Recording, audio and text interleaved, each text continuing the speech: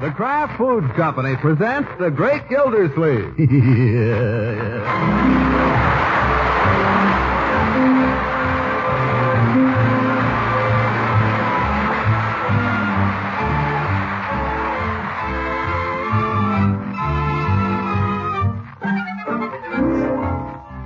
It's The Great Gildersleeve, starring Harold Perry, brought to you by the Kraft Foods Company, makers of a complete line of famous quality food products.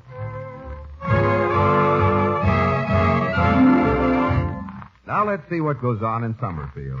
Every afternoon at 5:45, a boy on a bicycle riding down the street, no hands, flings a folded newspaper onto Gildersleeve's front lawn. By 5:46, Leroy is usually to be found flat on his stomach in the living room, deep in the doings of Dick Tracy. This particular afternoon, however, he gets no farther than page 1 when... Yep. Hey, Mark! Hey, Bertie! Hey, anybody! What do you want, Leroy? Come on down, quick! I gotta read this. What's about? Hubba. What do you want? Wait a minute. I gotta read this. Leroy, you called me all the way downstairs. What for? How do you like that? Stuffs the guy in a trunk and ships him to the dead letter office. His partner. What in the world are you talking about? Oh, just a second. I gotta read this. Oh, for goodness sake. Hey, what's the movie? Let me see the movie tape. Let go. Leroy! Hey, cut it out. Uncle Mort has told you, Leroy, not to leave the newspaper on the floor. I'm not leaving it on the floor. I'm reading it. Well, you don't have to hog it. I got it first. Let go. Leroy! Now see what you did. Now, children, that ain't no way to behave. If your uncle was here... Hey, Bertie, they caught a bank robber. Bank robber? What bank? They caught him at Salinas. Lockjaw Moran. Here, I'll read it to you. Look out, Mark. Get your foot off. George Lockjaw Moran, 39, bank robber and suspected murderer, wanted by the Chicago police, was apprehended today by county authorities. My goodness. Caught it in a cabbage patch. He shot it out with sheriff's deputies in a blazing gun battle till felled from behind with a hoe by Vern Moody, 68-year-old local farmer. Well, what do you know? When interviewed later, Farmer Moody's only comment was, he was walking on my cabbages. Well, good evening, all. What else does it say, Leroy? Go on, read it. Yes, go on. I said good evening. Handcuffed and placed under heavy guard. Moran's attitude was described by his captors as boldly defiant. Good evening, Bertie. Yes, go on, Leroy. He is said to have boasted that no hick jail was strong enough to hold him. Moran's record, according to Chicago police, is one of the most daring and cold-blooded... Listen, I'm home. Oh, hi, Unc. Hi, Unky. I don't like having to call attention to my presence, but I said good evening. And when I say good evening, I expect a civil answer. Good evening. That's better. Good evening, Bertie. Good evening, Mr. Gildersleeve. Pick the newspaper up off the floor, Leroy. Pick yourself up, too. Hey, did you hear the news, Unc? They caught a bank robber in Salinas. He was hiding out in an auto camp. Here, it tells all about it in the paper. I already know all about it. In fact, they drove a man through town this afternoon on his way to the jail. Don't tell me you saw him. No, but Mr. Peavy saw him, and I just saw Mr. Peavy. Oh, Unky. What do you look like, Unc? Did he look mean? Did he have a gun? Was there blood on him? Was he all... I told you I didn't see the man myself, Leroy. Where were they taking him? To the county jail. You mean they got him right here in Summerfield? Oh, boy. The jail's not in Summerfield. It is, too, isn't it, Unc? It's right on the town line. Gee, I wish they let you go out and look at the guy. Now, stop talking about it, Leroy. You're getting Bertie all alarmed. Look at her. Yeah. There's really nothing to be scared of, Bertie. The man is under lock and key. I ain't scared. Old robber come near me, I'll let him have it. Yeah, that's the spirit. She would, too. By the way, Bertie, I have a club meeting this evening, the Jolly Boys. So anytime you want to serve dinner... Oh, yes, sir. Won't be but a little while now that you're home. Leroy, if I could trouble you for my chair. Oh, sure. I didn't know you wanted to sit here. Sit down, Unc. Now, the newspaper, if you please. Oh, sure. I didn't know you wanted to read it. Yes. What do you think they'll do to him, Unc? Will you please stop hanging over the back of my chair? Oh, sure. You want to wear out the mohair? What do you think they'll do to him? What was that, my boy? I say, what do you think they'll do to him, Unc? They'll undoubtedly hang him. Oh, boy. So let that be a lesson to you. Lesson about what? Just let it be a lesson, that's all.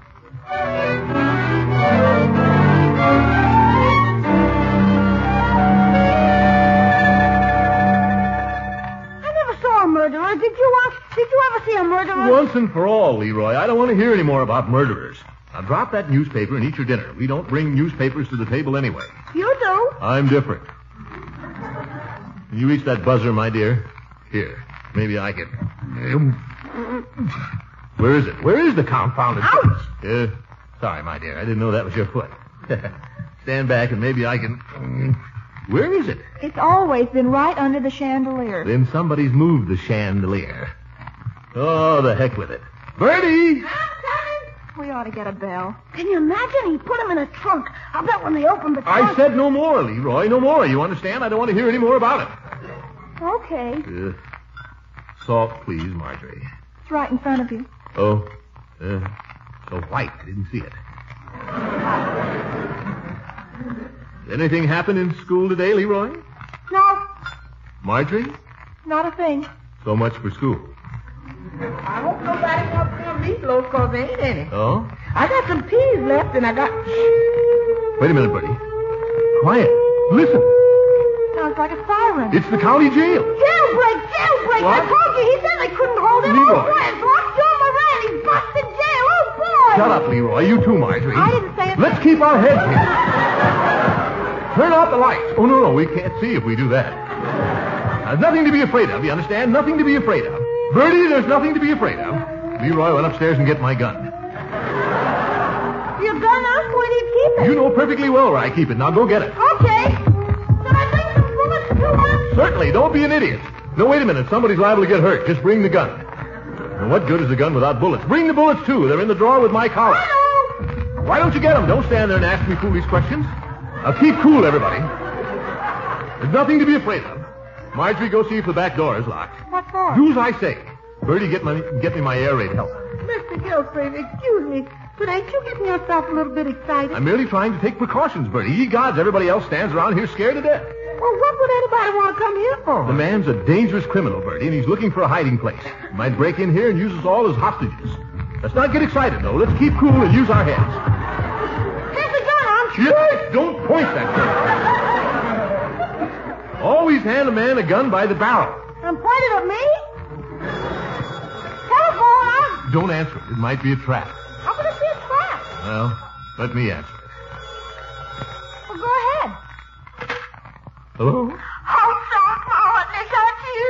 Yes, it's me, Leela. Call me back later, Leela, will you? I'm busy right now. Throckmorton, wait. Throckmorton, are you there? Yes, I'm here. Throckmorton, I'm scared to death. I wish you'd come over and protect me, will you?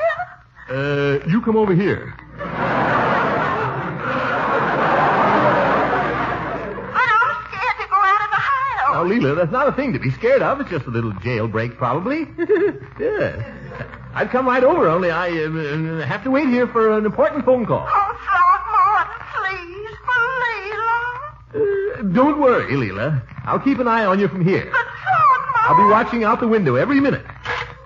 Were you expecting a phone call from her? Phone call? I'm not expecting any phone call. But you told Mrs. Ransom you were... Oh, that. Well, after all, I'm a deputy. At a time like this, you never know. I might get a call from the chief of police. It's my duty to stand by anyway. Here's your air raid helmet, Mr. Gildersleeve. Oh, thank you, Bertie. I guess I might as well put it on, just in case. Shrapnel or something.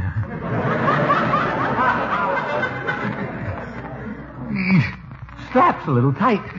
I didn't know if you'd be wanting your flashlight and your whistle. So Yeah, I thanks. think, I'd better take them, yeah. Don't be a dope, Bronx. Show a light and they'll plug you. You may be right. Guess I'll just take the whistle. It's working.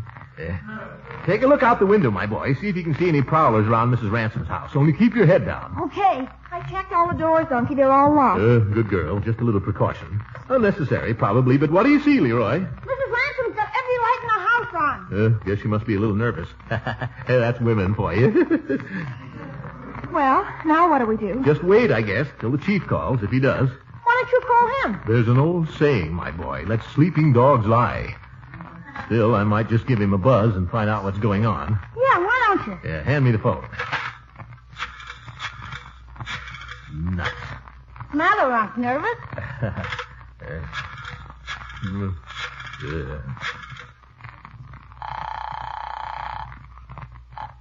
Police Department. I'd like to speak to Chief Gates, please. This is him. Chief, this is Gildersleeve. What's all the excitement over at the county jail? I heard the siren. Oh, pay no attention to that. It's just Sam Coombs. Coombs? You know, Shiftless Sam, the town drunk.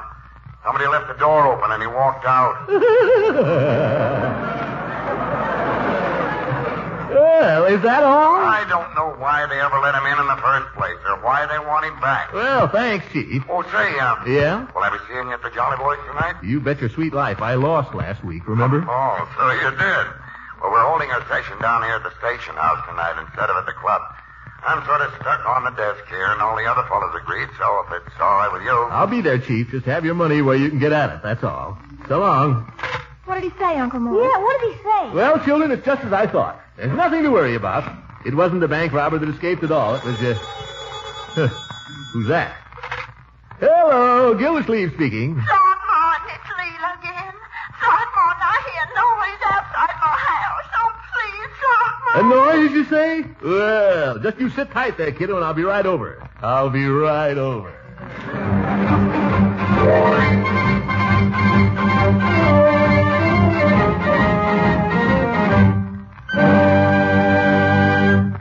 Oh, Throckmorton, you're so brave.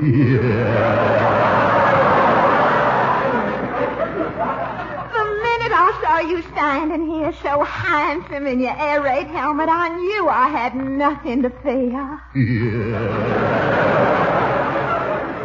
Yeah, that's right.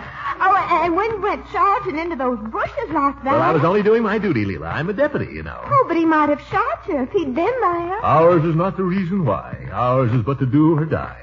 Why, before this night is over? Yeah. Well, it's him or me, that's all. Oh, Throckmorton, you will come back. You will come back to me. Come back? I might. What time? I mean, you will come back alive. Oh, yeah. I'd ask you to come in and stay a while right now, only I know you being a deputy and all. Yeah, duty comes first, unfortunately. But I'll keep a light burning in my window for you. And when you return, Yeah. well, to the victor belong the spoils.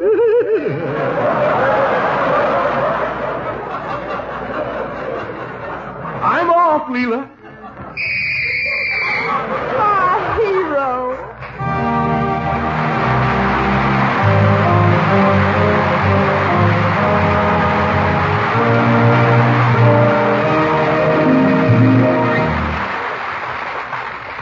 Homemakers tell us that one of their hardest jobs is to keep getting variety into meals. For example, those daily vegetables, they do get a little monotonous when served the same way day in and day out. And here's where that smooth-melting cheese food, Velveeta, comes to your rescue. Vegetables taste new and different when topped with a glorious Velveeta sauce. A sauce that's so easy to make. Just melt 1/2 pound of Velveeta in the top of a double boiler. Then stir in 1/4 cup of milk. There you have a grand, smooth sauce packed with a rich yet mild cheddar cheese flavor, ready to add golden goodness and variety to almost any vegetable. It works wonders with leftovers, too. And don't forget, Velveeta sauce is such a big help with Lenten main dishes, eggs, fish, or macaroni. For Velveeta helps supply high-quality, complete protein, milk minerals, food energy, riboflavin, and vitamin A. And for snacks and sandwiches, nutritious Velveeta spreads or slices perfectly. Insist on genuine Velveeta when you shop, for it's the cheese food of craft quality.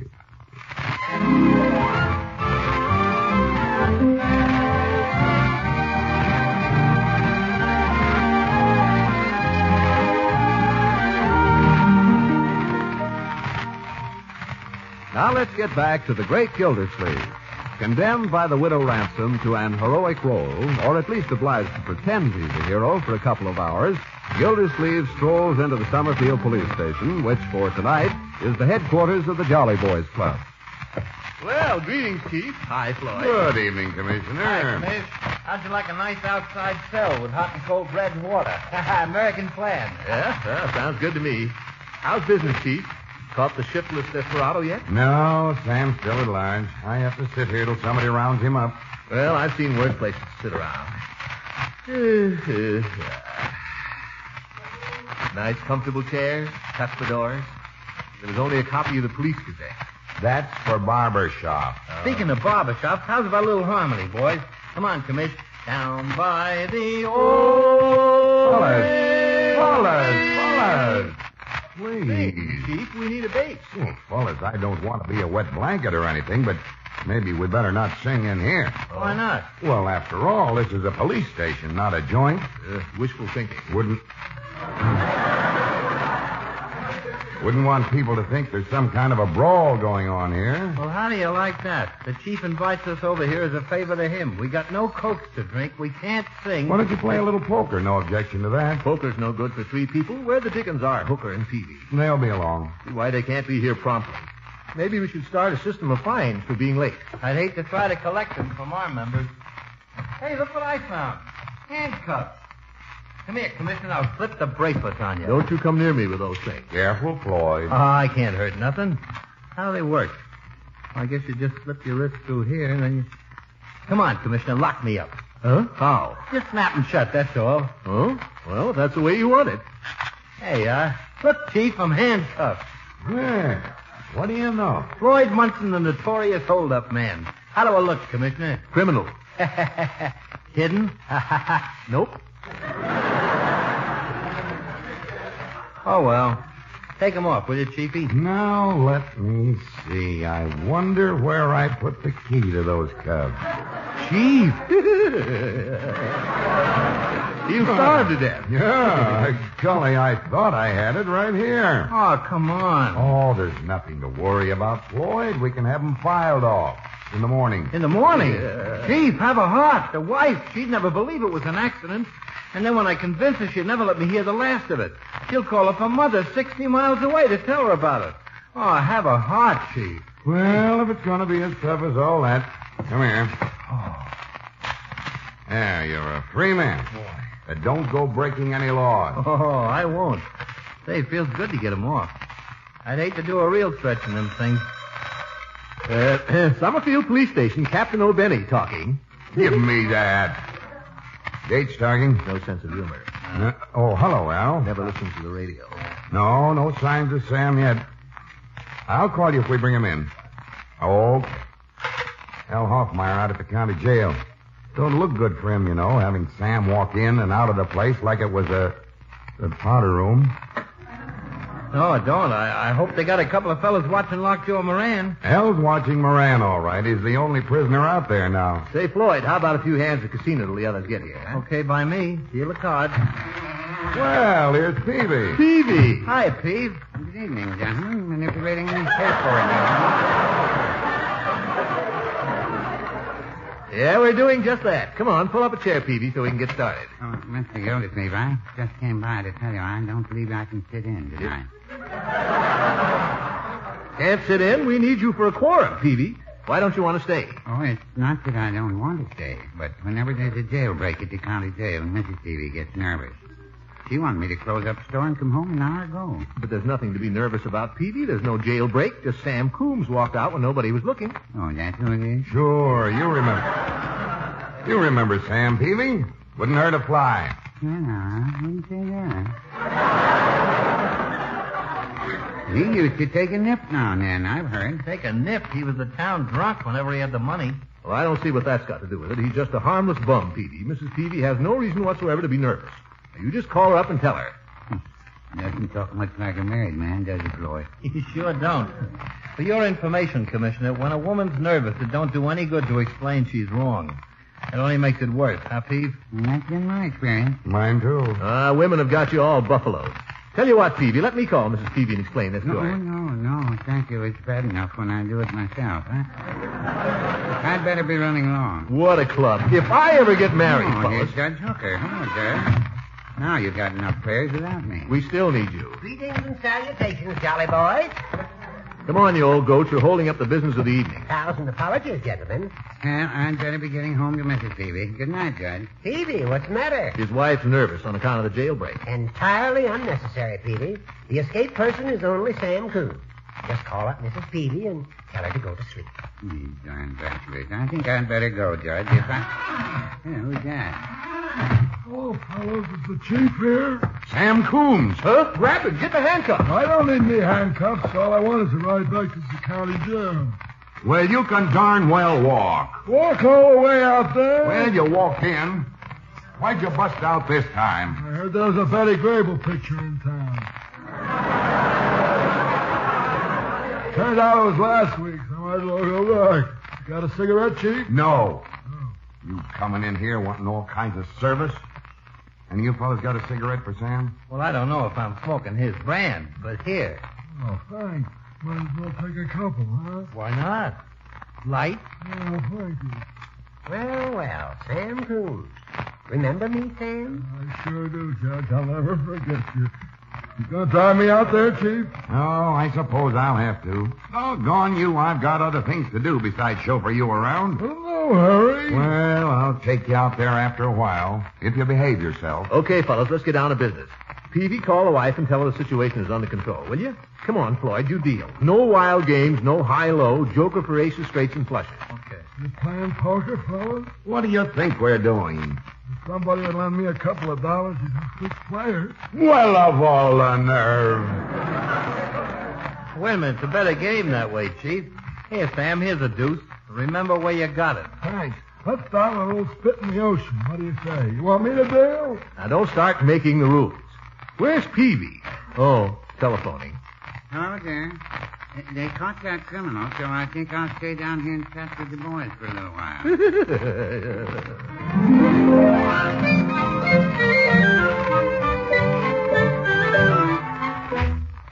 All right, Floyd, what do you got? Queens and eights. Nuts. I thought you were bluffing.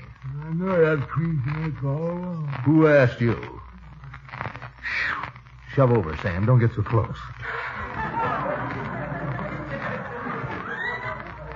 Say, is that clock right, Chief? Sure, it's right. It's electric. Well, I think I'll quit, fellas. Quit? Why, it's only 10:30. I don't care. I'm tired. This doesn't seem like you, Gildy. You're losing, aren't you? A little. Fact is, well, I've got a headache. Headache, he says. Man's losing money, looks at the clock, and quits the poker game. He ain't got a headache. He's got a date. Could be the same thing. Well, it's not a date, exactly. But this lady was a little nervous when Sam here busted out of the county jail, so I told her I'd look in on her on my way home. Has she got a friend? Yes. Sam, watch your step. Who is it, Gildy? Anyone I know? None of your business. Oh, I'm your friend, Gildy. We're all your friends. Who is it? Well, if you should happen to see Leela Ransom, don't tell her I've been sitting around here playing poker, will you? What does she think you've been doing? Well, I told her I was a deputy. She may have got the impression that I was out on a manhunt. Why, Mr. Gildersleeve, you foxy old son of a gun. Well, you know how it is. So if you fellows will excuse me, I guess if you're quitting, I might as well drive my prisoner out to the county. No hurry. Wait a minute, fellas. I got an idea. Let's all go along with Gildersleeve on his date. Yeah, why not? Good idea. Yeah. Oh, no, you don't. No, you got me wrong, Commish. I'm thinking of a way to build you up. What makes you think I need it? Will you hear it, will you?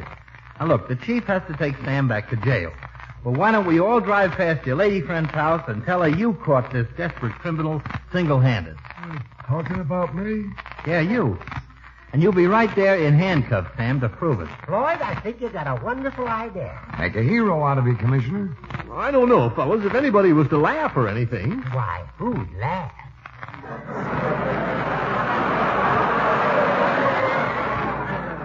Now, look, Commissioner, we're your pals. We're trying to help you. I don't know. Peavy, you haven't said anything. What do you think? Bachelors, I'm going home.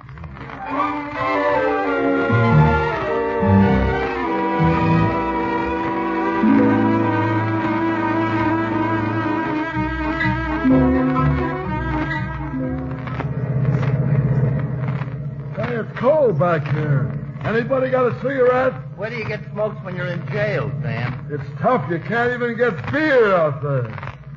Well, I'd give you a cigarette, but we're almost to the lady's house, ain't we, Commissioner? That's right. How about putting the handcuffs on him, Chief? It'll look better. I don't need the handcuffs. I'll behave. You're darn right, Joella. The judge will slap another 30 days on you. At least. Oh, here we are, Chief. Yeah, there's a light downstairs. Leela's either still up or still scared. Good either way. Come on, Sam, get out.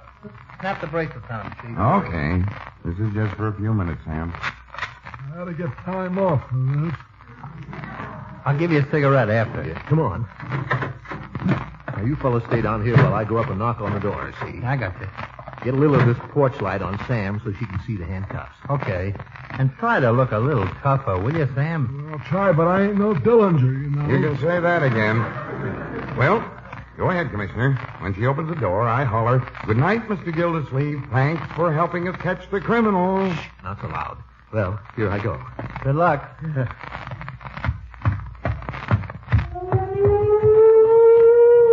Jailbreak! Look, Joe Moran is loose. Into the car, everybody! Yeah, Chief, where are you going? This is the county's headache. Let them handle it. Hey, fellas, don't leave me, you dirty cowards! Leela!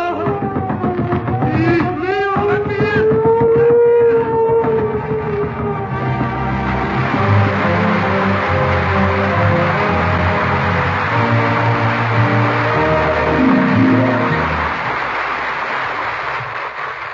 Do you have icebox raiders at your house? You know, those refrigerator pirates who must have a snack before going to bed? Well, if you have, then you should know it's a good idea to have a package of Velveeta stowed away. They'll really go for Velveeta's rich yet mild cheddar cheese flavor. And it's as digestible as the milk you urge them to drink. They can spread this delicious cheese food on crackers or slice it for bread. Or if it's toasted cheese sandwiches they want, Velveeta melts to perfection in just 45 seconds. It'll be a satisfaction for you mothers to know that Velveeta helps supply valuable nutrients from milk, including high-quality, complete proteins. That's why so many women are using smooth-melting Velveeta in Lenten main dishes. So when you shop, look for genuine Velveeta, the cheese food of Kraft quality.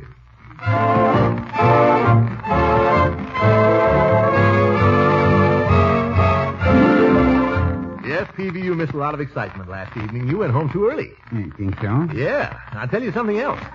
This county had better start looking for a better sheriff than Al Hoffmeyer. 2 jailbreaks in one day. Who ever heard of such a thing? It was quite a coincidence. Yeah. How you ever let Moran get hold of a gun, I can't imagine. But just to turn the keys over to him, the man has no conception of his duty. Oh, well, isn't a bad fellow. He Who picked him for sheriff anyway? He gets $4,000 a year out there. For what? for being sheriff. Nothing to the job. There's a dozen men could do it better. If I was sheriff, things would be different, Peavy. I can tell you that. Mr. Gildersleeve, Huh? why don't you run for sheriff? Me? Sure, you've got a lot of friends in this town. If we all got behind you right now, by November... Now, we might- Peavy, wait a minute. After all, I'm water commissioner, and water's important, too. The department can't get along without me. Well, I wouldn't say that. Well, it's a fact. But Hoffmeyer... Now, let's not be too hasty about judging Hoffmeyer. He had a little bad luck yesterday, but that can happen to anybody. All these fellows that go around knocking Hoffmeyer. I'm for Hoffmeyer. Blow hard.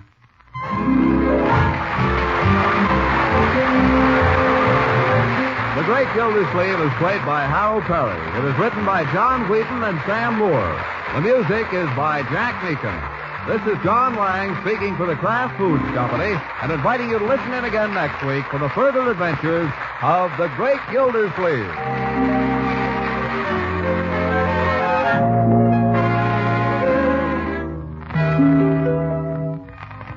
Baked ham is a traditional Easter favorite. And if you'd like extra praise coming your way at next Sunday's Easter feast, we suggest you bake your ham under a crusty coating of brown sugar combined with tangy golden Kraft salad mustard. The fragrant spices, the fine mild vinegar, and the choice mustard seed of which Kraft salad mustard is made all add a delightful flavor tang to the ham, while the sugar coating helps seal in the savory juices. Get a jar of Kraft salad mustard from your dealer tomorrow.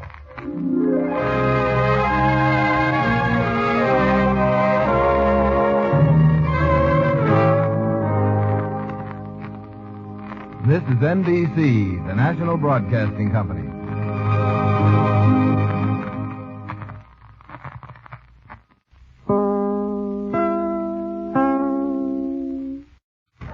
The Kraft Foods Company presents The Great Gildersleeve.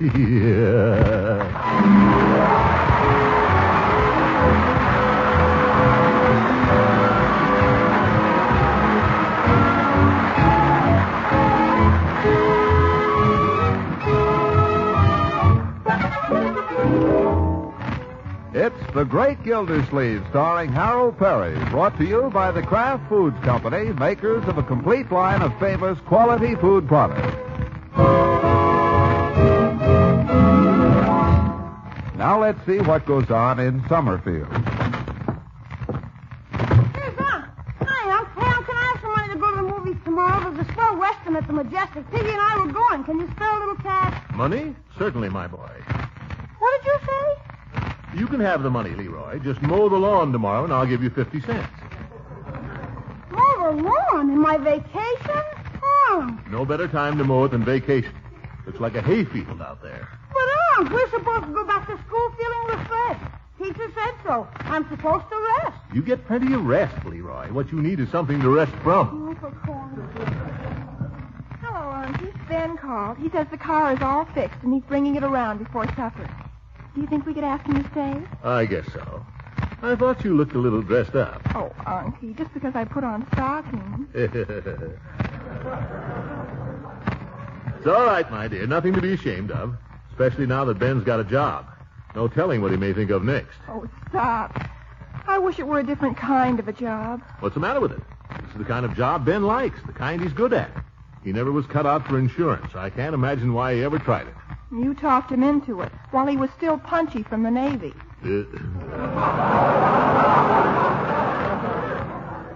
Well, this time I found the right place for him. Yes, sir, he'll thank me the rest of his life for this job. Ben has a real gift for mechanics. He can't be very good at it. His hands get so dirty. My dear. That's the way the work of the world gets done. Dirty hands are the mark of honest toil. Oh, all right. Just the same, I wish he had one of those jobs where you carry a briefcase. Nonsense. Ben isn't the kind of a fellow who... Hey, Mr. Gildersleeve. Mr. Bullard's been trying to get you on the phone. Oh, yes, I forgot to tell you. Oh, Bullard, eh? Well, who talked to him, you or Bertie? I guess we both did. We tried you 2-3 times. He said he'd call you later. Oh, wonder if I should call him. Better not. I might disturb him. Any other messages? No, sir, except supper will be ready in a few minutes. Yeah, that's good. Is there enough to set an extra place for Ben, Bertie? Yes, sir, I already said it. Well... Miss Marjorie's way ahead of you, Miss Gildersleeve. Marjorie, I think you might have consulted me. I did. Well, I know, but... Hey, get in the car. Hurry up quick. It's coming in the driveway. Well, you don't have to shout like that. Come on, Marjorie. But in the future, kindly remember...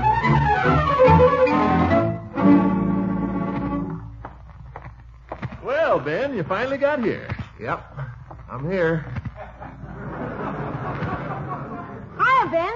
Hey, Unc, he's towing a motorcycle. Hi, Leroy. Hello, Marge.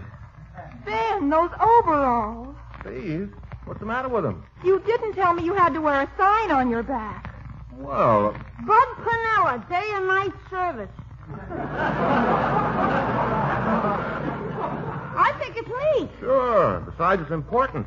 This is the only all-night garage in town. Mr. Pinella's proud of it. You look fine, Ben. Now, let me hear that motor. Okay. Huh. There. How's that? Well, by George, you wouldn't think it was the same engine. Smooth. Well, I rebored the cylinders and put in all new rings, a new set of spark plugs, and new fan belt. Fan was making a lot of racket under there, you know. Is that what that was? Uh-huh. I did some work on the clutch. You get that crunch out of it? Sure. I think you'll be pretty happy with it now, Mr. Gildersleeve. Want to take you around the block? Not just now, Ben. We're about to have supper. Why don't you stay and join us? Oh, no thanks. I couldn't. Got to get back to the shop. On the motorcycle? Yep. For goodness sake, how long do you have to work? Well, I'm on duty till 10 tonight. Mr. Pinella says it's the most important shift he has. That's the stuff. I told Pinella you were a good man, Ben. I told him he'd have to watch his step or you'd own the business inside of a couple of years. You did? Gee, I don't think he'd like that, Mr. Gildersleeve. Well, don't worry. You just do your job You just do your job, Ben, and Bud will treat you right. How much do you make, Ben? Well, Leroy. Leroy. You want an hourly basis, Ben? Yes, sir. Around $1.50 an hour? Yep. Unky. Well, that's okay, Marge, after all. Gee, your uncle got me the job. I'm sure obliged to you, too, Mr. Gildersleeve. Think nothing of it, my boy. Just stick at it, and you'll be an automotive tycoon before you know it. Well, I don't know about that, but Nice to have a little money coming in so Ma don't have to worry about the rent. I'd like to buy a washing machine, too, if I can save enough. Don't worry, Ben. By the time you find one for sale, you'll have the money. Gildersleeve, supper's on the table. All right, Bertie.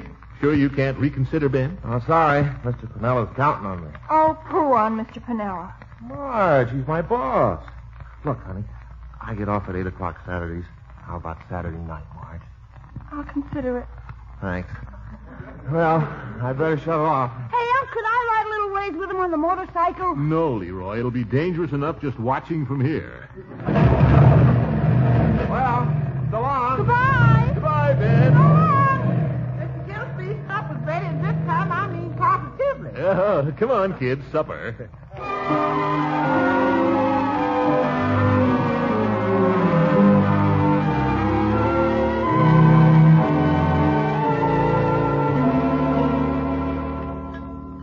Pass the rolls, will you please, Leroy? Here. Not one roll. I said rolls. Pass the plate. There's only one roll on it.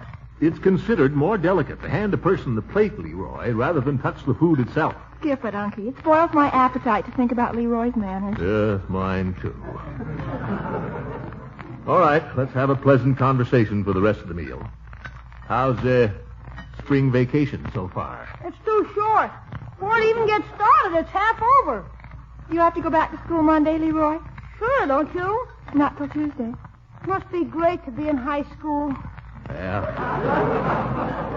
You'll be there one of these days, Leroy. I hope.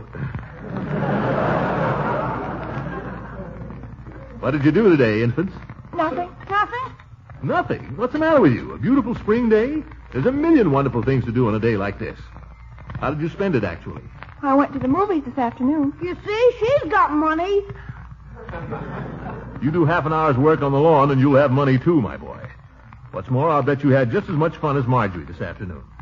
What'd you do, Leroy? Nothing. I watched them move a streetcar up the street onto a vacant lot. Streetcar? Vacant lot? What are you talking about? A streetcar with the wheels off. They moved it onto that vacant lot between Parsons and Old Man Sears. People are going to live in it.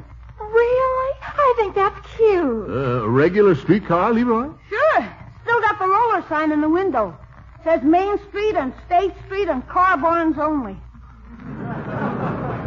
I certainly don't see how anybody could live in a streetcar.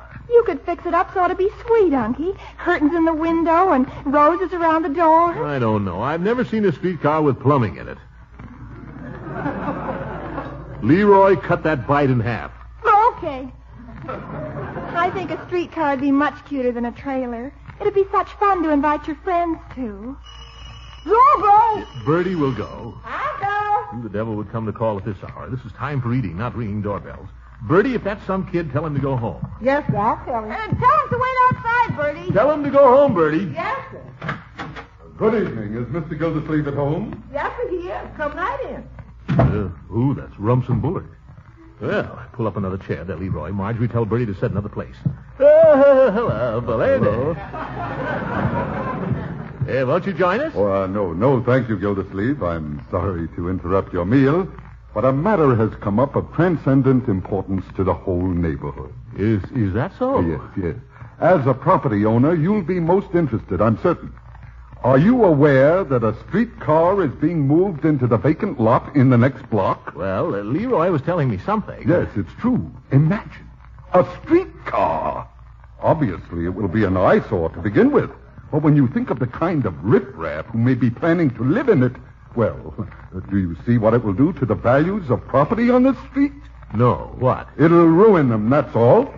We have a neighborhood of some distinction at present. What we've got to do is restrict it. Allow no new houses that cost less than $10,000 to construct. $10,000? Why, this house of mine only cost $6,000. Oh, well, it's worth far more today. Worth $12,000 to $15,000 easily. Well, you don't say. Well, of course, if the neighborhood is kept up. This thing is a serious challenge to our democratic rights, Gildersleeve. Yes. I'm organizing a protest. Legal steps, petition, and so on. If you'd care to join me, naturally your public position would be of great assistance. Well, if you put it that way, anything that's good for the city, I'm for. Good for the city. And good for ourselves. Oh. Can I count on you? Oh, absolutely. Well, I am very much obliged to you, Gildersleeve. No, don't bother to let me out. Sorry to have interrupted your dinner. How do you like that? He never even said hello. Yeah. Don't criticize Mr. Bullard's manners, Leroy. He's a very fine man. Well, he is. Eat those carrots.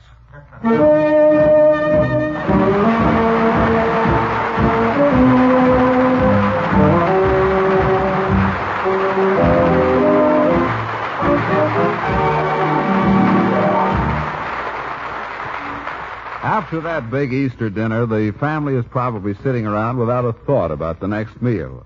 But you, Mother, no doubt have been planning ahead, deciding on the best way to serve those leftovers. Well, that's pretty easy if you happen to have a package of smooth-melting Velveeta. That leftover ham or chicken or those vegetables will score a quick and appetizing comeback when served with a rich golden cheese sauce, made the easy way with Velveeta.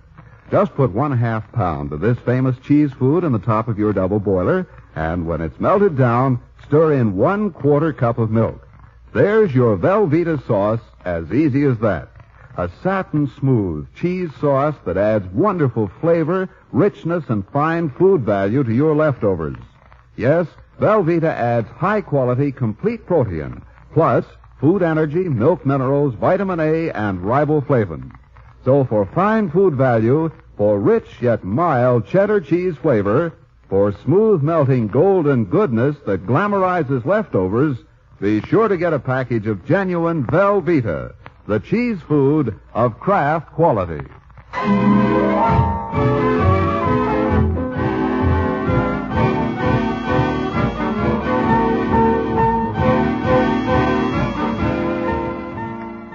Now let's get back to the great Gildersleeve.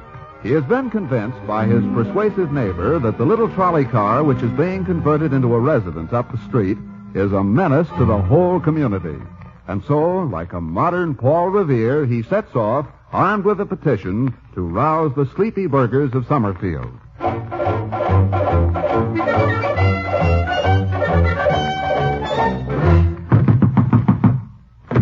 Madam, do you know what's going on right up the street? No, what? Sign here, right on the line there. But Just sign. Thank you very much. But what's going on? I'll have to tell you later. I'm in a rush.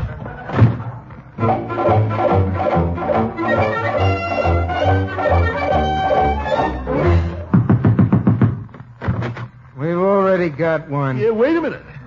I'm not selling anything, mister. Gildersleeve's my name, Throckmorton P. Perhaps you've heard of me. What do you want? I want to ask you a question. How would you like it if somebody was to build a gas station on that empty lot right across from you there? A gas station? Don't think it couldn't happen. The fellow just moved a trolley car onto a lot up the street.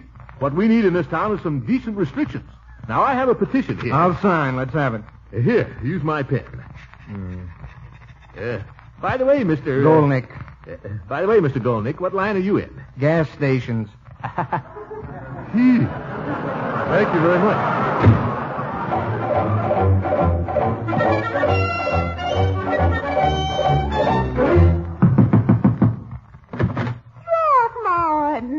Hello. Look, Leela, I've got something here I'd like to have you sign. It's a petition. For me? Well, no, it's for the town council. But I'd like to have you sign it. Oh, aren't you sweet? I just love signing my name to things. That's one of the things I have to watch out for, as a matter of fact. Oh, well, you don't have... My husband, Beauregard, when he was alive, he wouldn't let me sign a thing. I know, but Leela... Leela, child, he used to say to me, never sign anything unless you've read it all the way through and you're sure you understand it. So that's what I did. I never signed anything. Well... this is different, Leela. This is just a simple little petition. Is that anything like a subpoena? No. No, this is nothing. Oh, why don't you come in and explain to me all about it? I love it when you explain to me about things. Well, I'd like to, Leela, but I haven't got time. The town council is holding a public hearing this afternoon, and we have to have it in by then. I have a lot of other people to get around to, too. Well, of course, if you're going to have every Tom, Dick, and Harry signing it, I'd hardly be interested But this is a public petition, Leela. That's how public petitions work. Everybody signs them. Oh. That's the only way they mean anything. Well, I don't know. Beauregard always told me that... Look, Leela, you trust me, don't you? Trust you? Gracious, I should say not. I don't trust any man. That's another thing Beauregard taught me. All right. You don't have to trust me, Leela, then. Just sign it. But I don't understand. You don't have to understand it. Just do as I tell you. Sign it. No. Leela, please. We got to have it unanimous. We've got to have everybody in on this. Please. No. Leela. Not unless you explain to me all about it. But I've got 100 other people. Oh, all right. Well, the idea is, you know that trolley car they moved onto the lot up the street? I saw that. Isn't it cute? Well, I was thinking just today what a darling little cottage they could make out of it. A little windy cottage with roses climbing over it and smoke coming out of a little chimney and wisteria maybe twining up the trolley pole. confound it, you're just like Marjorie, Leela. That's the trouble with you women. You're not practical. But it would be so darling. Darling? Why, do you know how much that thing is going to cost when they get it finished? Maybe $800 or $900. Not even $1,000 at the most. Isn't that wonderful? It's not wonderful at all. It's going to reduce the value of every house in this neighborhood if we don't put a stop to it. How would you like it if you had to sell your house and you found the value of it had been cut in half? What would you do, Leela? Where would you go? I'd go live in a trolley car with Oh, Rams nonsense.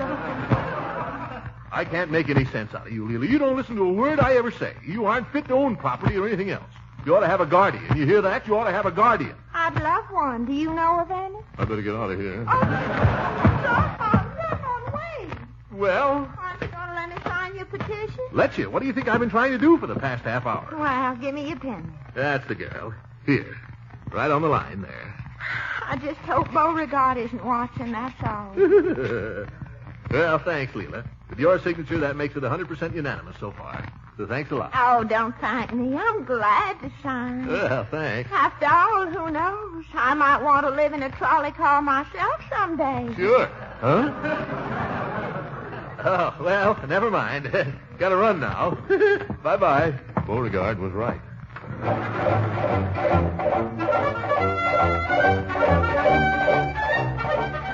It's not the trolley car. I've got nothing against trolley cars. It's the principle of the thing. Why, do you know what would happen if we don't put a stop to this? The whole town could go to pot. Well, now, I wouldn't say that.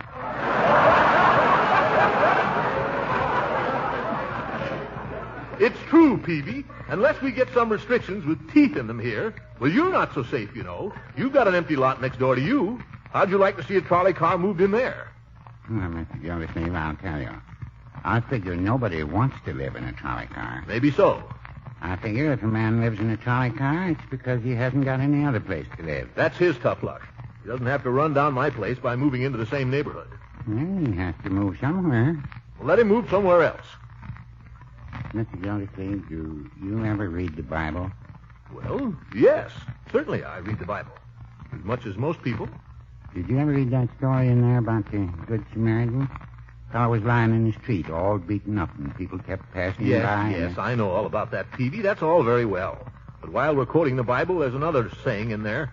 Am I my brother's keeper? You know who said that? I don't know who said it, but it's in the Bible. The man who said that was Cain, the first murderer.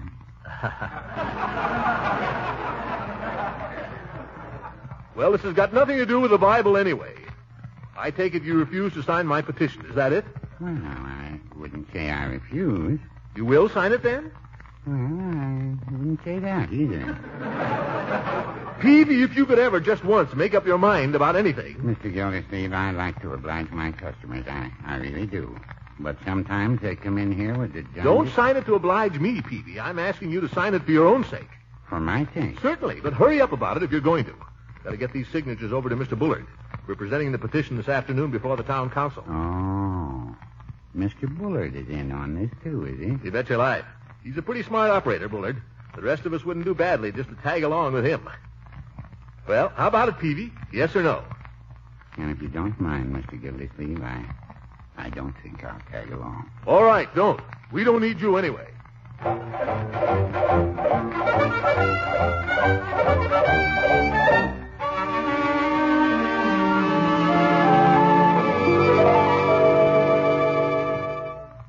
5 gallons. That's $1 even. They'll let me catch that windshield for you, Mr. Gildersleeve. Thanks, Ben. Sorry to hear your mother's not feeling well. Well, she's a little upset, Mr. Gildersleeve. I guess we're going to have to move. Move? Move where? That's what we'd like to know. We just got the notice yesterday. The fellow that owns the house we're renting wants to sell it. Well, something is bound to turn up. Don't worry. I guess you haven't looked for any houses lately, Mr. Gildersleeve. I know fellas that have been out of service for 3 months, and they still haven't found a place. Don't give up hope, Ben. There's still time. Now, what good is that? Nobody's doing anything about it.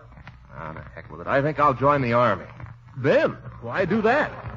Why join the Army? Well, I was in the Navy. But just when you're getting settled, Ben, you've got a good job here. You're doing fine. But what good is that if you haven't got a place to live? Gee, I thought when I got out of the service, I could come home and get a job and take care of Mom and make things nice for her and maybe go to night school. I was all full of plans and junk. Now it looks like she'll have to go and live with her sister in Akron, and I'll have to give up this job and go back to something I hate. Ben, I can't stand to hear you talk like that. Well, that's the way it is. We won't let you leave Summerfield, Ben. Why, Marjorie would never get over it. Neither would the rest of us. We'd all miss you. Now, don't you worry, Ben. I've got a little influence in this town. I'll see that you're taken care of. Well, I don't think I want to live in a town where a fella has to have influence to get an even break. Ben. And I know a lot of other fellas that feel the same way.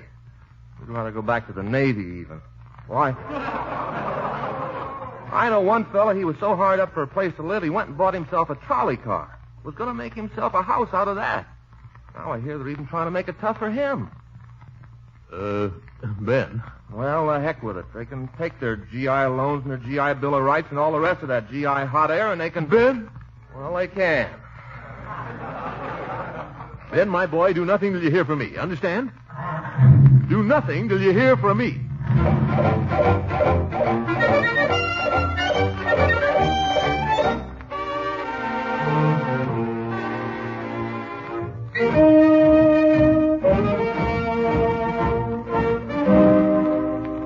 Well, gentlemen, those are the facts.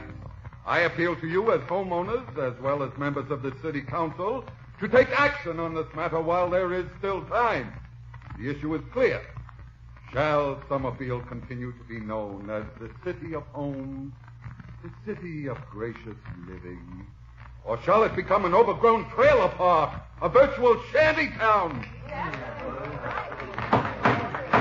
The council thanks Mr. Bullard for his expression of opinion at this time. I'm sure If that... I might be permitted another word, Mr. Chairman. Yes? I had hoped, in fact, I had expected that my colleague, our esteemed water commissioner, Mr. Throckmorton T. Gildersleeve, would be here this afternoon to add his words to mine. I cannot imagine what has detained him, but... Don't worry, I'm here. Here he is. Quiet, Leroy. Yeah, pardon me, ma'am. Pardon me. Mr. Gildersleeve. Are you through, Bullard? Why, yes. Then sit down. Well? Mr. Chairman, members of the council, citizens of Summerfield. I'm sorry I'm late. I don't know what Mr. Bullard's been saying to you, but I can imagine. Because I down here made the same mistake myself. Gildersleeve, what are you up to? Quiet. Let me ask you people a question. What is Summerfield? Is it a collection of $10,000 houses? Is it a group of well-kept lawns? Or is it people? It's people! My little nephew. Thank you, Leroy. But just the same, pipe down, will you? Folks, the point I want to make is this. The biggest asset we have in Summerfield, the biggest asset in any town, is not its real estate, but its people. Our greatest obligation is to them. To the old people who have made Summerfield what it is. To the young people who will make it what it will be. There are people in this town who haven't got a roof over their head. There'll be more coming back from the war. There are families that have been broken up for want of a place to live. Now, I've just been talking to Ben Waterford. You all know Ben. Ben's been in the Navy for 3 years, fighting, while you and I were back here, safe as a church. Now he comes back and gets himself a new job. And all of a sudden, he and his mother find themselves with no place to live. Mr. Bullard here might say that that's Ben's tough luck. Now, just a minute. Oh, yes, you would. Well, I say Ben's tough luck is our tough luck. By confound it, Ben's fixed my clutch for me like new, after it'd been giving me trouble all through the war. I say we need more men like that in Summerfield. I'm not just talking about Ben. There are hundreds of others like him. We've got an emergency here, and we better recognize it. This is no time to be spending our days figuring how to pass restrictions and keep houses from being built. We need more houses. Let's get a roof over everybody's head first, then we can start dolling them up. Thank you. It's just like the war. We were never up against anything like that before, but we licked it. And if we get together, we can lick this. Don't tell me Summerfield can't take care of its own people. Just a minute, please. Just 1 minute. Quiet, please. There's a gentleman there I think would like to be heard. Won't you step up here, please, so we can hear you? Well, all I said was bully for Mr. Gildersleeve. Well, bully for you too, Peavy. Folks, I want to make a little confession. As some of you know, I've been going around town like our friend Bullard, circulating one of those darn fool petitions. And I want to say here and now that the only man I ran into who refused to sign it was Mr. Peavy here. Peavy is the only man in this town who's got any sense.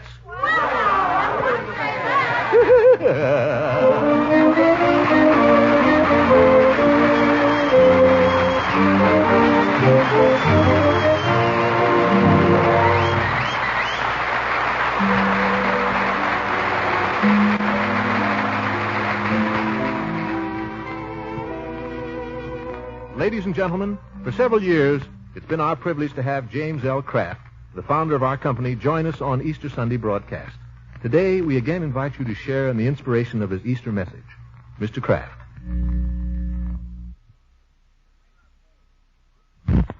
I'd like to read Mr. Kraft's message.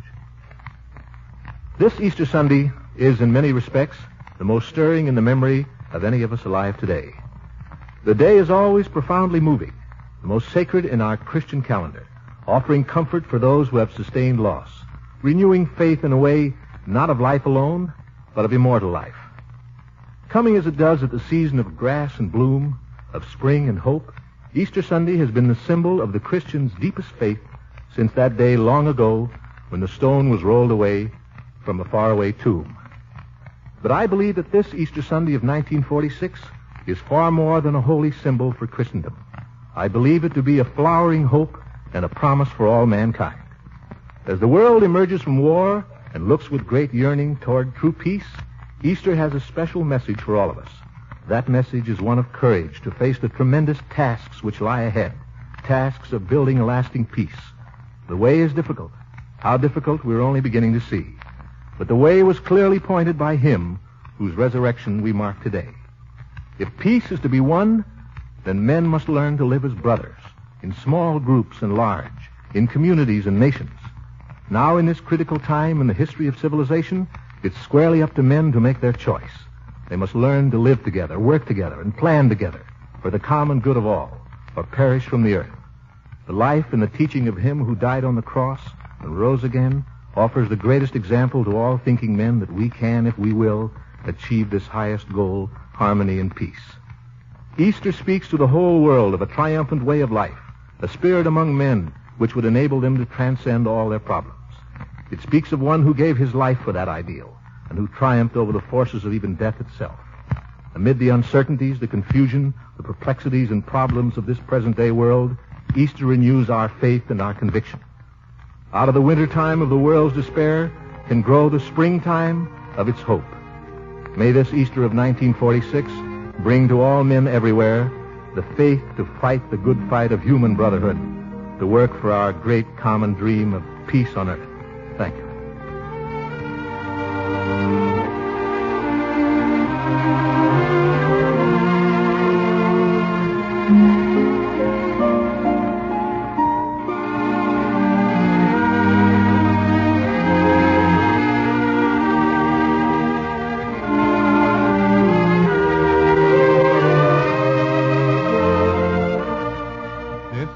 NBC, the National Broadcasting Company.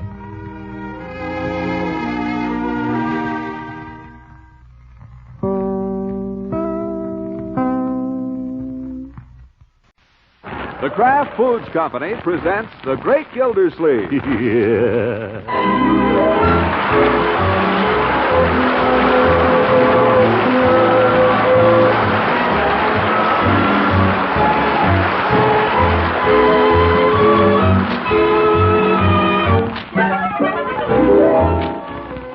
It's The Great Gildersleeve, starring Harold Perry, brought to you by the Kraft Foods Company, makers of a complete line of famous quality food products.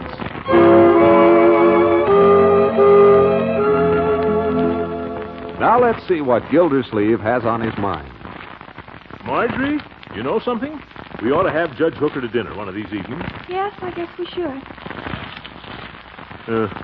See, the Russians walked out again. Time passes. A week. You know, my dear, we really ought to have Judge Hooker to dinner some night. Yes, we really should. What's at the movies? Anybody know? Again, time passes. Another week. You know, by George, we ought to have the judge to dinner. We really should. Yes, we should. You hear that, Bertie? We ought to have Judge Hooker to dinner. Yes, sir. Anytime. Just let me know. Okay. Time keeps right on passing. Now, listen, everybody. We simply got to have Judge Hooker to dinner. It's just terrible. He had us to dinner weeks ago and gave you children those lovely presents. We just got to have him to dinner. Yeah. Yes, we must. Bertie, we got to have the judge to dinner. Yes, sir. How about tomorrow night? We'll make it day after tomorrow. Inevitably, the day after tomorrow arrives, and with it, the judge.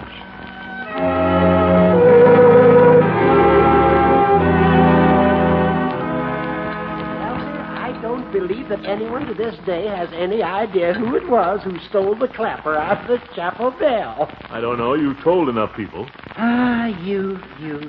We were devils in those days. Yes. Elbows off the table, Leroy. I think the judge might like a little more coffee, Bertie. Well, I really shouldn't, Marjorie, but it's so absolutely delicious. Perhaps just a half a cup, Bertie. Half to 2/3. About that far from the brim. No more. Yes, sir. Oop, plenty. Got a whole pot full here. Oh, that's a great plenty, thank you. I don't drink coffee with dinner as a rule. I find it tends to keep me awake, except on occasions when there's an evening of conversation ahead and I want to be bright and sparkling. Then I sometimes allow myself 1 cup. Yes. Now, tonight I'm having a cup and a half. A little more than that, even. So you see, it's quite an occasion. Yes. Anybody else? More coffee? Uncle Mort, coffee? No, thanks. I'll just let the judge sparkle this evening.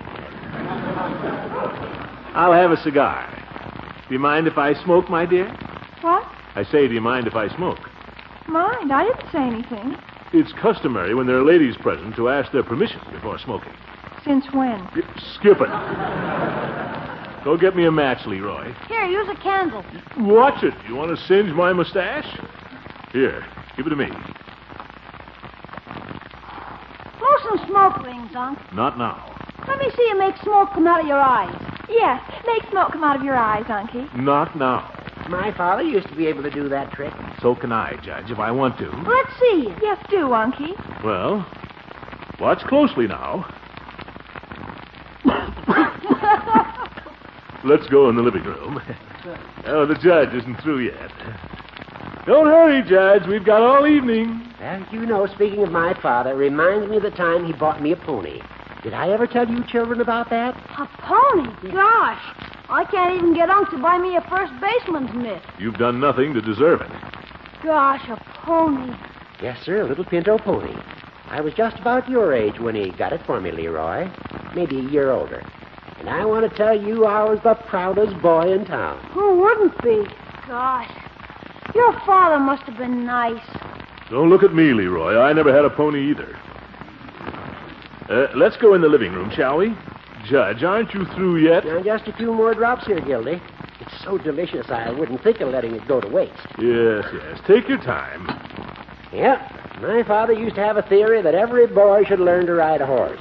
Learn to handle him and take care of him. Well, I always swore that when I grew up... He felt that just being around a horse built a boy's character. And while I don't attribute mine entirely to that, Well, I always swore that if I ever had a son, I'd see that he had a horse. But, of course, I never had a son. You've always got little me.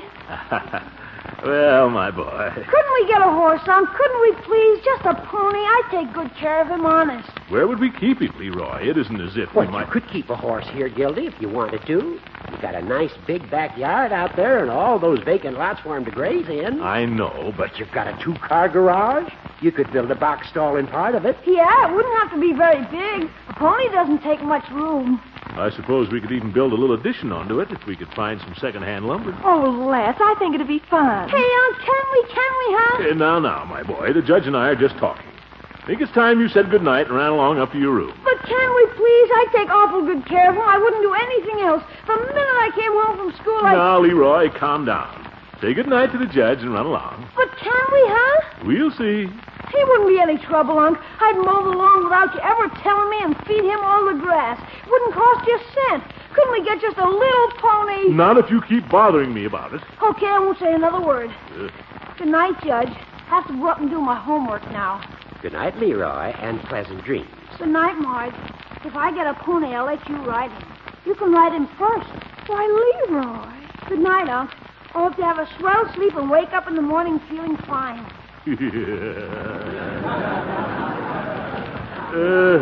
Good night, Leroy. Come on, boys. Get up.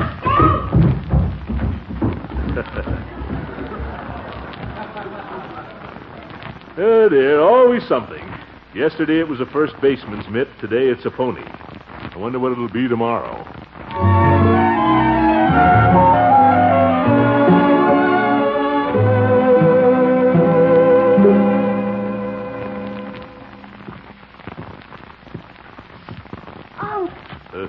Leroy, is that you? Why aren't you asleep? Hasn't the judge gone yet? Yes, he's gone, thank goodness. Now go to sleep. It's late. Almost midnight. Unc. Yes, what is it? Can we, Unc, get a pony? I told you we'll see. Now go to sleep.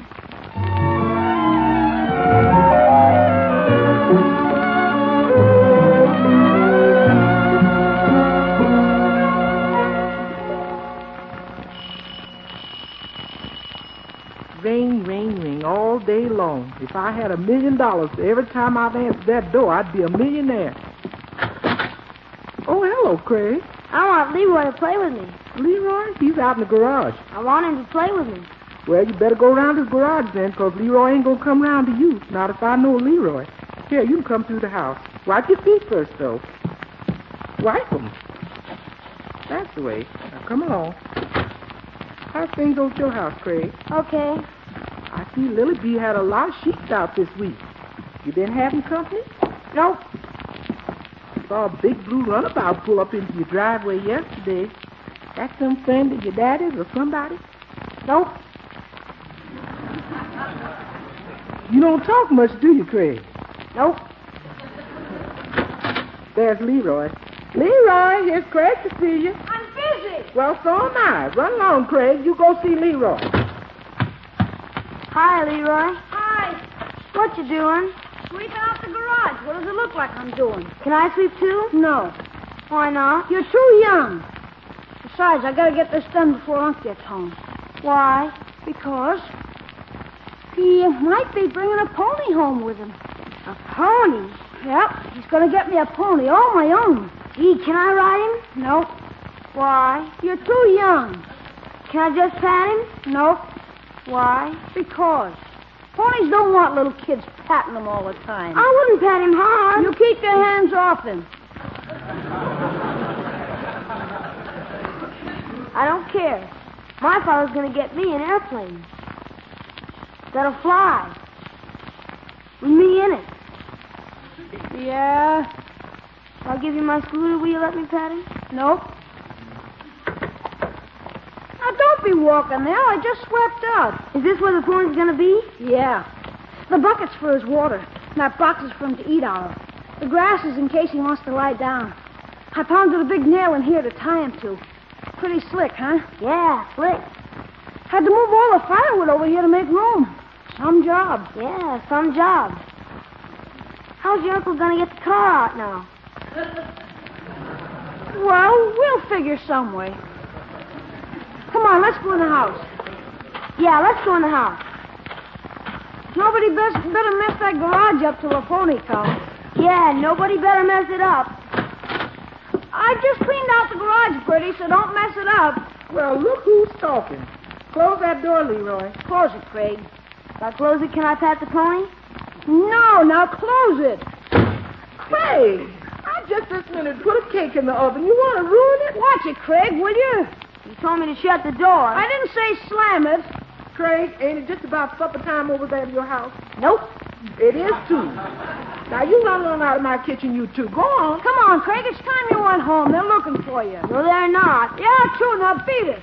I won't go home till you let me pat the pony. You're not going to pat the pony, see? So stop asking me. Oh, pat the pony. Oh, so what? You don't have patting them. Boy, what's all this? Oh, hi, pat the pony.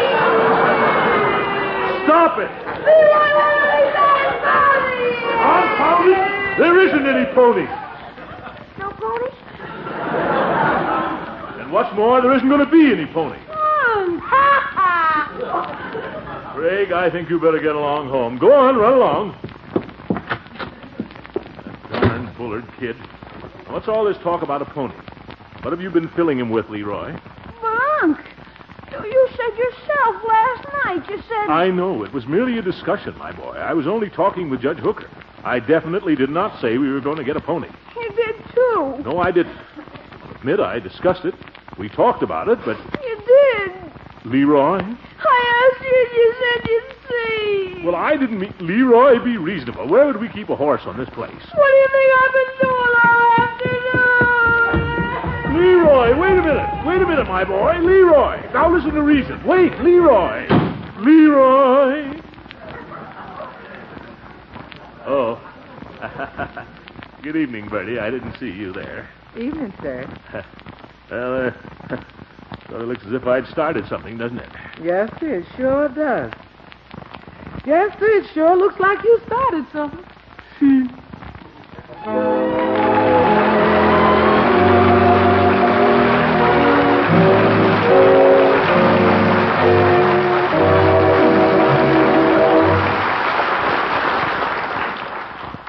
You meal planners know that right now asparagus tips are at their tender best. So here's a simple trick you'll want to try. Top those tips with a delicious golden cheese sauce made with smooth melting Velveeta. Then when the family sits down to the table, just watch that tempting dish do a disappearing act. Remember the easy recipe for that sauce. Just 1/2 pound of Velveeta melted in the top of a double boiler with 1/4 cup of milk stirred in. Remember, too, it's wise to use only dependable Velveeta for this melting trick. For this delicious cheese food melts smooth every time. Velveeta sauce works wonders with cauliflower, broccoli, onions, green beans, or carrots, too. It adds rich yet mild cheddar cheese flavor and helps supply high-quality, complete protein and other valuable nutrients from milk. So be sure to try Velveeta. When you shop, look for the yellow package plainly marked Genuine Velveeta, for that's the cheese food of Kraft quality.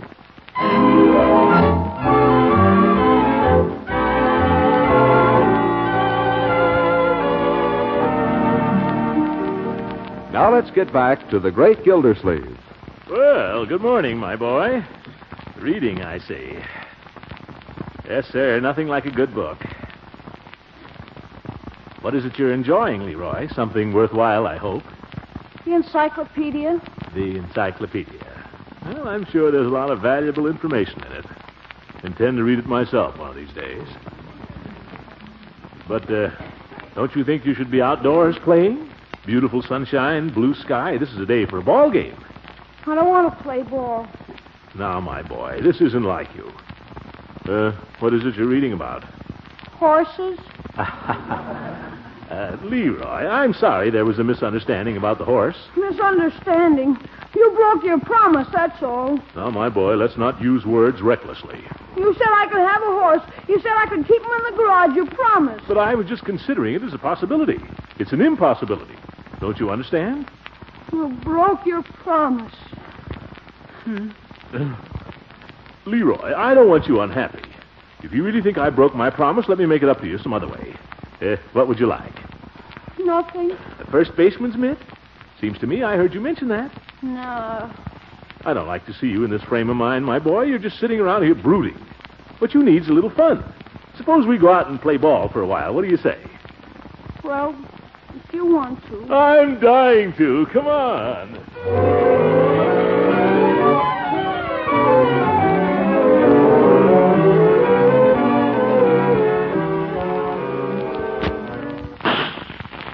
Well, that's all the shells, Leroy.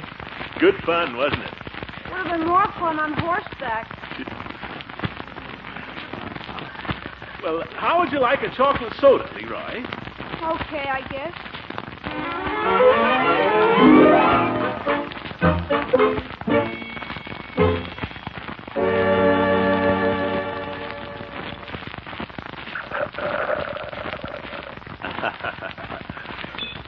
Have another one, my boy?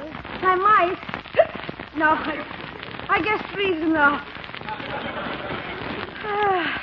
Thanks, son.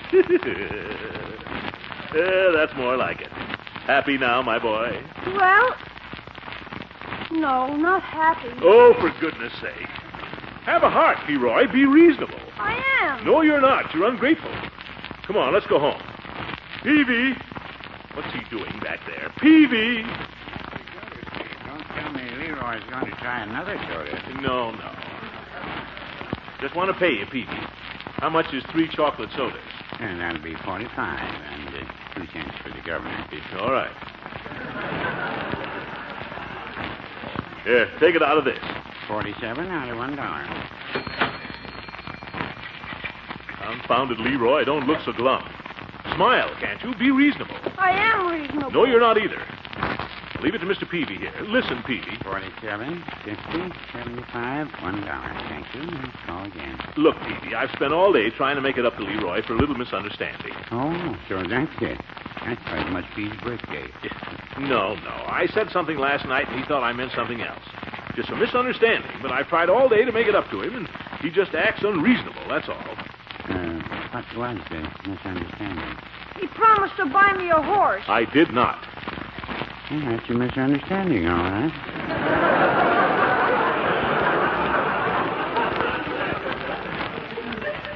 But he just imagined it. It was all in his mind, Peavy. The way he's acting, you'd think the world was coming to an end. Mr. Gildersleeve, did you ever have a disappointment as a child? Of course I did. Hundreds of them. That's what childhood is for. I know. I wouldn't say that. A big disappointment can leave a child marked for life. I was reading an article in the paper about that just the other day. So it says a lot of burglars are nothing but disappointed children. I've had plenty of disappointments, and I'm no burglar. Well, Don't get me wrong, Pete. I know what it is to want a pony and not get it, Pete. Why, I've been knocking myself out all day. I played one-a-cat till I couldn't run another step. I took him to Daly's and let him shoot my pistol. And these sodas, 3 of them. What does the boy want? I guess he wants a horse. That's right, Mr. Peavy. I feed him and take care of him. Never mind. Confounded Peavy, you can't keep a horse in Summerfield. Mr. Gildersleeve, I have a suggestion. I don't want to hear it. Well, if you don't want to hear a reasonable suggestion. Well, what is it? You know Floyd Munson's cousin Earl, a fellow that has a little farm a few miles the other side of town? No, I've been out there. I believe he has a horse. I can't buy a horse, Peavy. You wouldn't have to buy him, but maybe you could arrange to let Leroy ride him once in a while. Oh, do you think you could? By George, I might be able to make a deal with Earl at that. Rent the horse for the hour. Leroy, you could go out there every Saturday. Would you like that? Oh, boy, every Saturday. Oftener in summer, huh? Yeah, I guess so. Would that cheer you up, my boy? Oh, boy, would it? Well, let's go out there and see what we can arrange. So long, Peavy.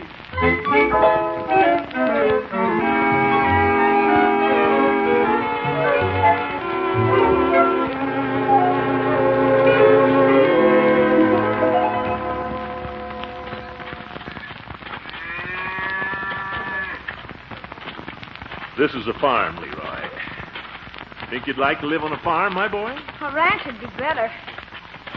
What's that smell?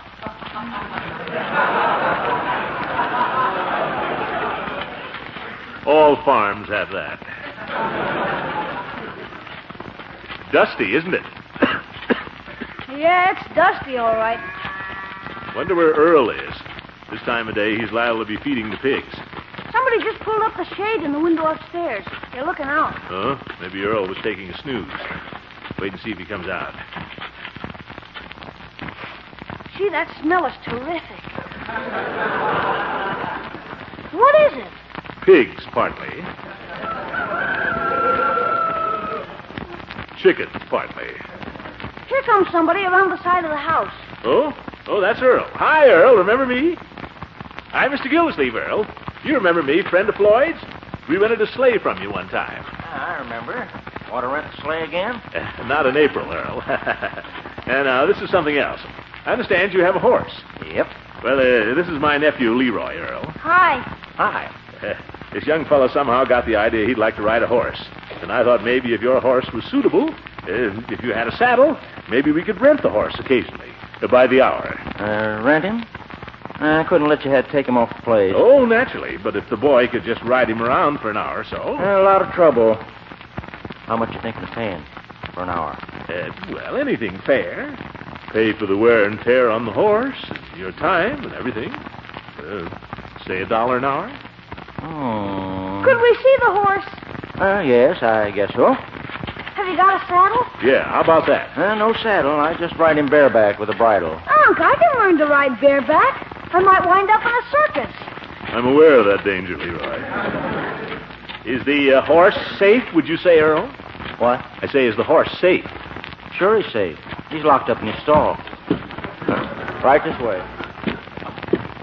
Hey, Unc, it smells better in here. Yeah, that's horses.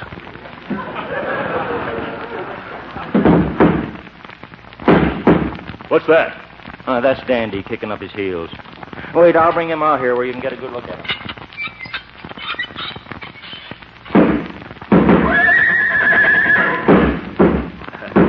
Seems lively, doesn't he? Yeah. Come here, you ornery son of a gun. No, you don't. Don't try to bite me either. I'm on to you, you no good.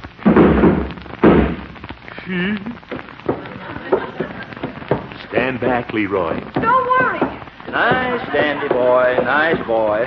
Come on, boy. Nothing to be afraid of, Sonny. Well, there he is.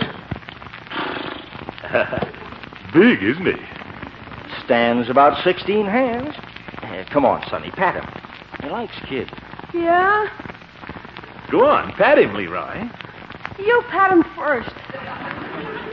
Well, all right. Nice horsey. Yeah? What's the matter? He didn't do nothing. No, but I thought he was gonna. How old is the horse, Earl? Oh, he's young yet. Going on 18. That's so? Let's see his teeth. If you want to look at his teeth, you open his mouth. Well, I don't doubt your word, Earl. Horse looks about 18. Hey, I saw his teeth just then when he yawned. They're yellow. All horses' teeth are yellow, my boy. They're so big. Like the keys on a piano. Why don't you climb up on him, Sonny? See how it feels. I don't feel like it. Oh, why don't you try him? I'm not so sure he could hold me. Oh, he can hold you all right. He tried to bite you. He's only fooling. He's good-natured when you get to know him. Get up on him, mister. He rides good. It was my nephew who wanted to ride, not me. What's the matter, Unc? You scared? Certainly not. Well, go ahead. Give him a ride. I never rode bareback. Will he hold still while I mount, Earl? Oh, sure. Well, here. Hold my hat, Leroy. Okay. Here, just hold the bridle in your left hand till you get on. Left hand. Oh, yeah. Well, how do I get up there? Oh, yeah. Wait a minute. Here. Here's a box you can stand on. Oh, thanks. I still may need a little shove. If you need one, I'll give it to you. Go on, throw your leg over. Throw my leg over, yes. Yeah. Nice, Dandy. Well, here goes. Oh, give me a shove. Oh. Okay. Well, Leroy, here I am. How does it feel? Fine. He's a fine horse. Splendid animal. Well, no use overdoing it. Look out, Leroy. I'm getting off.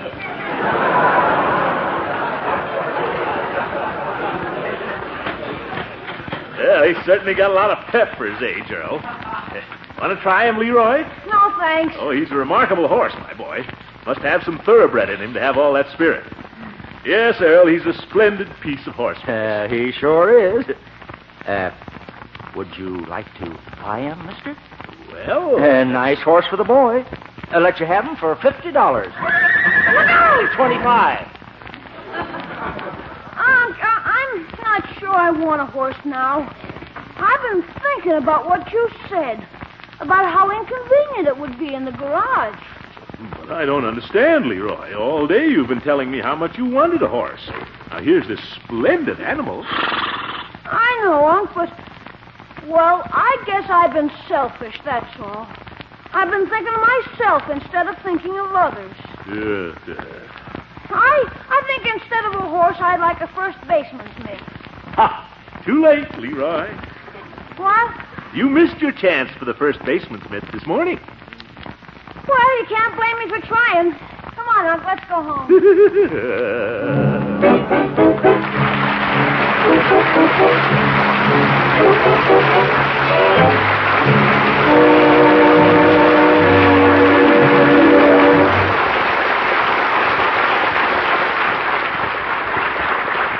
We've all heard a lot about the precious protein foods, how important these muscle builders are in the daily diet.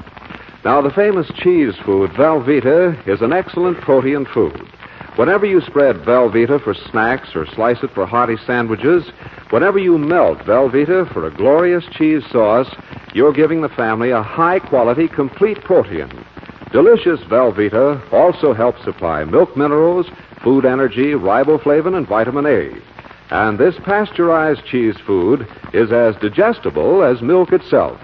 That's why genuine Velveeta is considered one of your best buys for nutrition. And the entire family will really go for its rich yet mild cheddar cheese flavor. Be sure to look for genuine Velveeta, the cheese food of Kraft quality.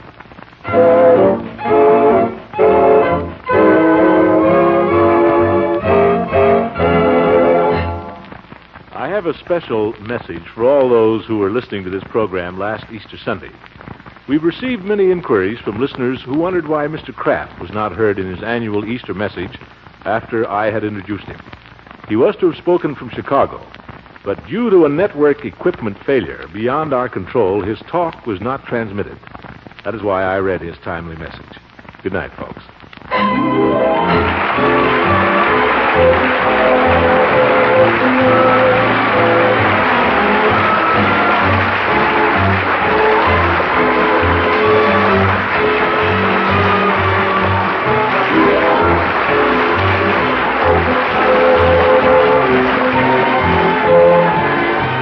The Great Gildersleeve is played by Harold Perry. It is written by John Whedon and Sam Moore.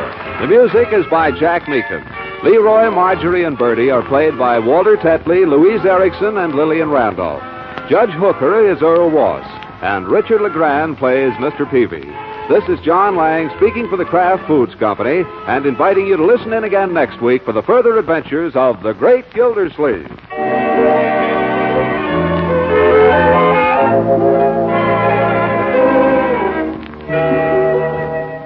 Here's how to bring out hidden flavors in meat, add new zest to salad dressings, create new interest in vegetable, egg, and cheese dishes. It's easy as can be. Simply add an extra flavor tang to your foods with Kraft Salad Mustard. You can use this delicately spiced golden salad mustard for blending into cooked dishes or in an equally appetizing way as a spread for sandwich meats. Also stock up on this other popular variety, Kraft Mustard with snappy horseradish added. Get both of these fine Kraft mustards when you shop tomorrow.